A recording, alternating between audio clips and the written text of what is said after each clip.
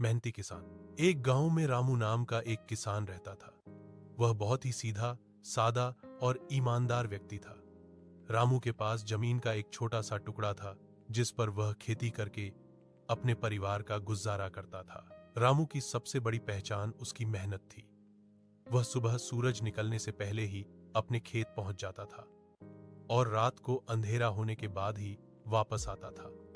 वह हर मौसम में, चाहे कड़कड़ाती ठंड हो, चिलचिलाती गर्मी हो या मूसलाधार बारिश, अपने काम में जुटा रहता था। गांव के दूसरे किसान अक्सर बातें करते थे कि रामू को देखकर लगता है जैसे धरती माता को भी उस पर भरोसा है। वह समय पर खेत जोतता, अच्छी खाद डालता और पौधों की देखभाल ऐसे करता जैसे वे उसके अपने बच्चे हों। एक साल गांव में समय पर बारिश नहीं हुई।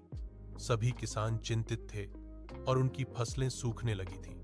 बाकी किसान निराशा में हाथ पर हाथ धरे बैठे थे और अपनी किस्मत को कोस रहे थे। लेकिन रामू ने हार नहीं मानी। उसने गांव के कुएं से कई मील दूर तक एक छोटी नहर खोदने का फैसला किया ताकि वह अपनी फसल को बचा सके। यह काम बेहद मुश्किल था। अकेले करना तो नामुमकिन सा था। गांव वालों ने उसका मजाक भी उड़ाया, पर रामू ने किसी की परवाह नहीं की। उसने दिन रात एक कर दिया। फावड़े और कुदाल से मिट्टी खोदते खोदते उसके हाथ छिल गए, पर वह रुकता नहीं था। उसकी पत्नी और बच्चों ने भी उसका साथ दिया।